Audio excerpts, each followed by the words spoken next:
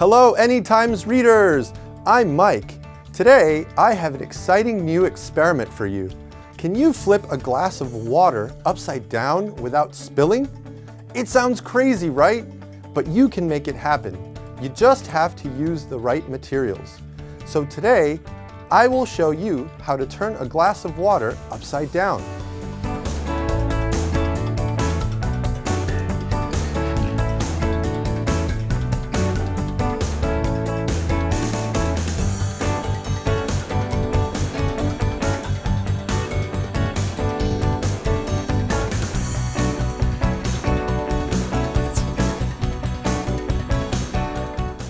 What happened?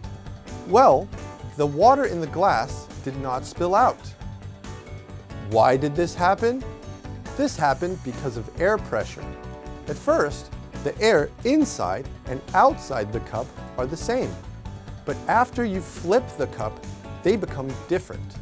The pressure inside the cup goes down. Now, the air outside is stronger. That means it can hold up the water. So instead of spilling, the water stays inside the cup.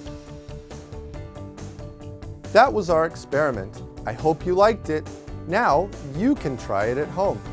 Thanks for watching. See you next time. Bye.